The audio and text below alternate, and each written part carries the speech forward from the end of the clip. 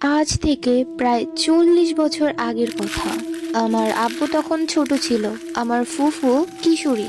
এক রাতে আমার আব্বু টয়লেটের প্রয়োজনে আমার ফুফুকে নিয়ে বাহিরে যায়। গ্রামে যেমন হয় আর কি, সন্ধ্যার পরপরই ঘরে চলে যায় সব লোকজন।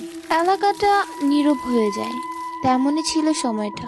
সে সময় হারিকেনের প্রচলন ছিল খুব। সেই হারিকেনের মিটিমিটি আলো জ্বালিয়ে আমার ফুফু আব্বুর থেকে কিছুটা দূরে একটা ফাঁকা জায়গায় অপেক্ষা করছিলেন।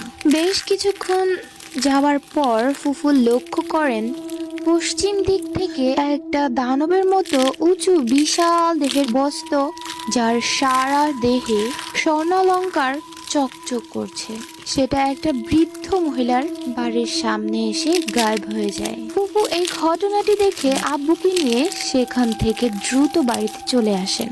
2, আমাদের গ্রামে একজন বৃদ্ধ মহিলা ছিল। তিনি অনেক ধার্মিক। সবাই তাকে শ্রদ্ধা করেন এবং তিনিও সবাইকে ভালোবাসেন। তিনি গ্রামের মহিলাদেরকে ধর্ম সম্পর্কে জ্ঞান দিয়ে থাকেন। সব সময় নামাজ কালাম নিয়েই থাকতেন। তিনি ব্যক্তিগত খুব মিশুক মানুষ, সবার সাথে খুব সহজেই মিশে যায়। কিন্তু একটা সময় গ্রামের কিছু মহিলা তাকে দেখে ভয় পেতে শুরু করে। তার সাথে কেউ মিশতে চান না। এমন কিছু মহিলারা অন্য মহিলাদের সাথে গল্প করেন যে সেই বৃদ্ধা মহিলার সাথে যারা কথাবার্তা আলোচনা করে কিংবা যারা তার সাথে মিশেছে, তারা সবাই নাকি রাতে ভয়ঙ্কর ভয়ঙ্কর স্বপ্ন দেখেন।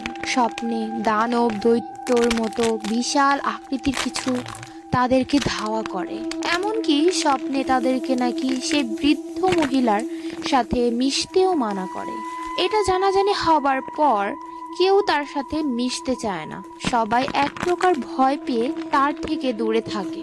3, প্রায় কাছাকাছি সময়ের দিকে আমাদের গ্রামে আরো বেশ কিছু অলৌকিক ঘটনা ঘটে।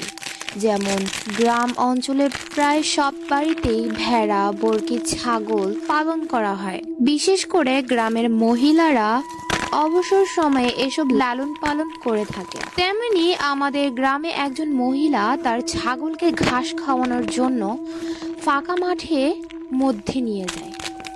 তিনি সবার থেকে আলাদাভাবে তার ছাগলকে ঘাস খাওয়াচ্ছিলেন।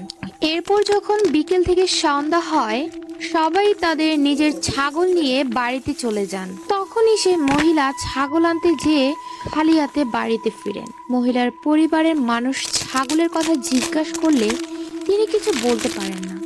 এরপর তার ছেলে মাঠে গিয়ে দেখে তাদের ছাগল এক স্থানে পড়ে আছে।